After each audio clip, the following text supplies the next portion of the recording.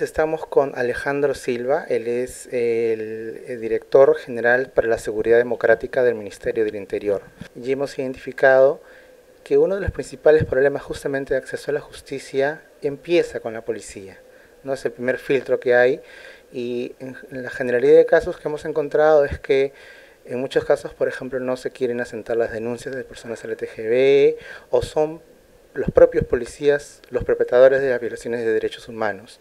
Entonces quería preguntarte, desde el Ministerio, ¿qué propuestas hay para revertir esta situación?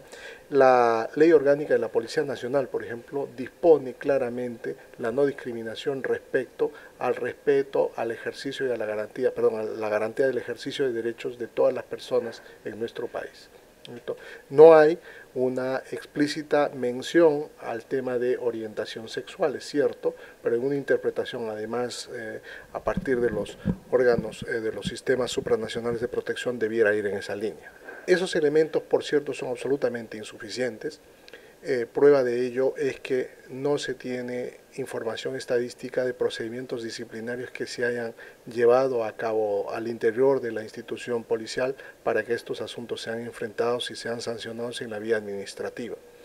Por otro lado, al menos nosotros no tenemos todavía la data de que haya sido la propia policía quien haya puesto en conocimiento de las autoridades del sistema judicial cuando hay, digamos, este tipo de violaciones que ya constituyen inclusive delito.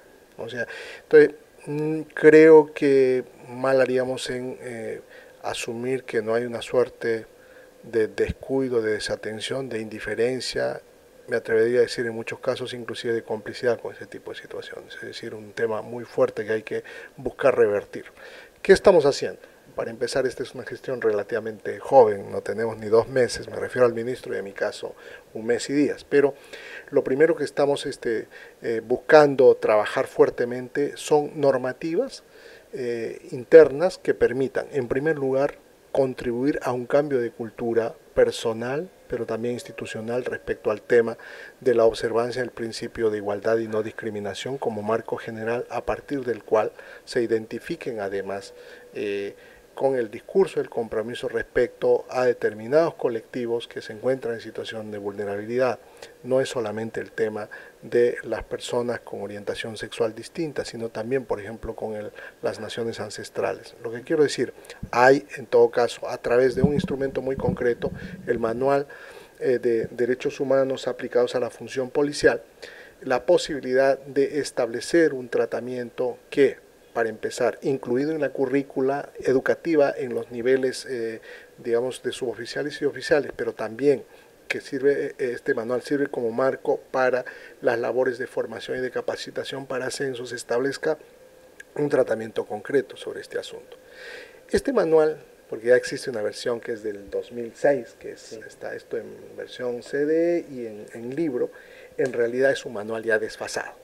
¿Ya? Entonces lo que estamos haciendo en este momento es actualizar el manual y actualizar incorporando todos estos elementos. Hay varias cosillas ahí que hay que afinar, hay que ampliar y otras hay que colocar.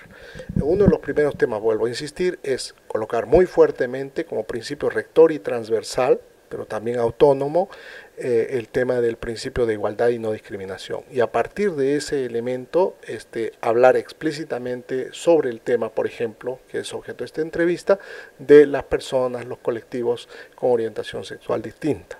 Eso va a estar consignado explícitamente en el manual. La idea entonces en el manual no solamente es plantear tal como ya está puesto, de hecho en el manual antiguo se habla, es bastante corta la mención, pero hay un pequeño capítulo, un pequeño pasaje que está referido a las leyes gays, travestis y bisexuales. Estoy leyendo exactamente cómo está planteado en el capítulo 4 del manual, ampliar lo que se entiende como las políticas para evitar todo tipo de acto discriminatorio o vejatorio, inclusive en el trato cotidiano por parte del personal policial.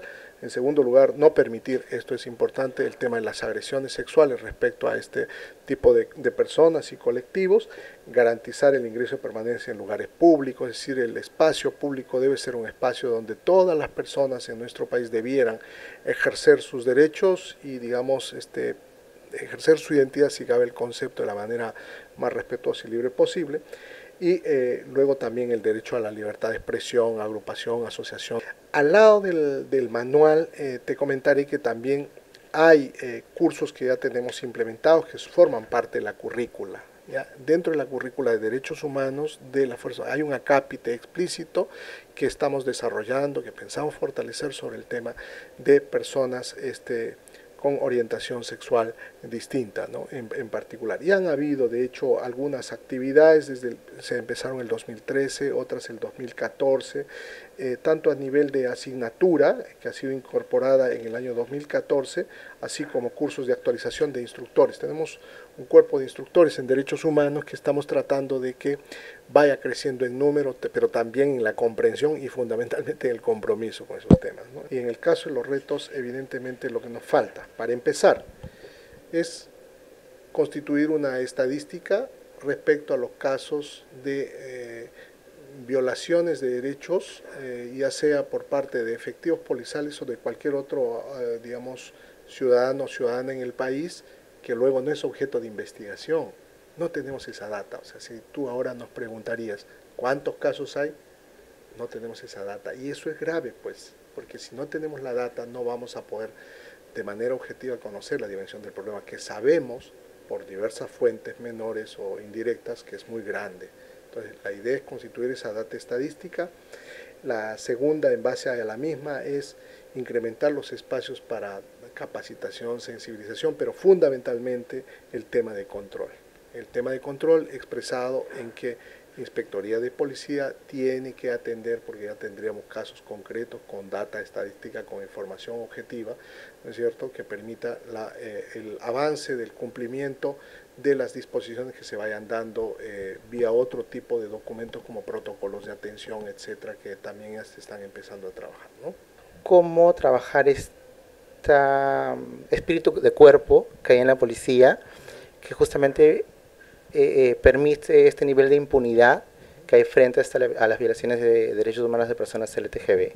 Sí, mira, justo como te comentaba, uno de los aspectos que lo cité al final, y no porque sea el menos importante, sino porque es un asunto que recién empieza a trabajarse, es el fortalecer las políticas de inspectoría, es decir, de control sobre el accionar de los miembros de la Policía Nacional.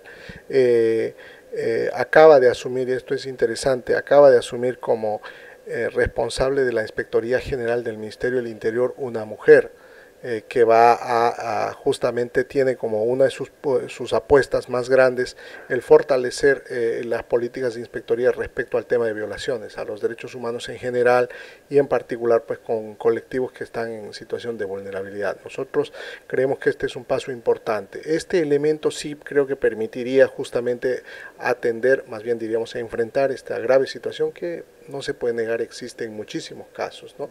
Probablemente no en todos los casos, pero sí en muchos, de este falso espíritu de cuerpo o esta cultura de impunidad que no solamente es propia de la institución, sino de nuestra sociedad en general. Yo creo que si tenemos una inspectoría fuerte, a la cual también pueda, conjuntamente con el tema de inspectoría, la idea es fortalecer los canales de comunicación con la ciudadanía en general, de tal manera que las denuncias también sean puestas en conocimiento de este sistema de inspectoría que se está fortaleciendo.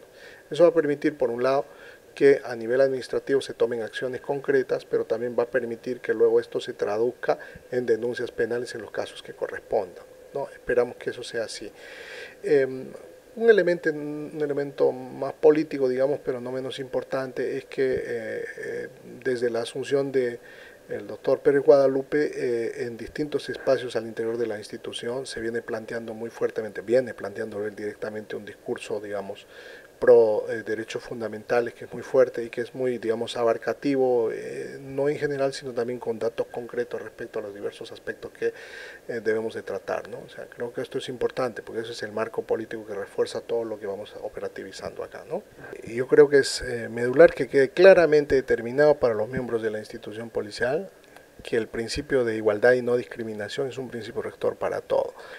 El tema de la discriminación cotidiana es un problema que afecta, digamos, a grandes sectores, entre los cuales se encuentran nuestros ciudadanos y ciudadanas con de la comunidad LGTBI. Un trato diferenciado, prejuicioso, digamos, en razón de las condiciones de la víctima que genera una desatención o agrava inclusive o revictimiza a la persona, va a estar incorporado como parte de los elementos que debe tomar en consideración el policía también, ya en una parte, digamos, más de coerción, para que cumpla bien sus funciones. Cuando tienen que hacer investigaciones, cuando ocurren hechos de violencia, tanto por ejemplo, miembros de la policía, imaginémonos, un miembro de la policía que agrede física o eventualmente sexualmente a una persona un LGTBI, evidentemente ese elemento va a ser tomado en consideración no solamente para los aspectos disciplinarios, ¿no? Porque pasaría a ser una falta grave que tendría que ser investigada por esta inspectoría y tendría que obtener una sanción concreta, sino que habría la inexcusable obligación del Ministerio de denunciar penalmente sobre estos hechos. Quiero, sin embargo, señalar que es bien importante también, digamos, un ejercicio permanente y, digamos, casi militante por parte de los diversos ciudadanos y ciudadanas en el sentido de la denuncia. Muchas veces yo entiendo eso, ¿no? Las personas tienden a no denunciar porque descreen del sistema y no es, digamos, sin falta de objetividad, es algo que ocurre, ¿no? Pero yo creo que lo que hay que hacer justamente para forzar las situaciones en el buen sentido del término es denunciar. Denunciar y exigir. Eso creo que es lo que le corresponde también al ciudadano.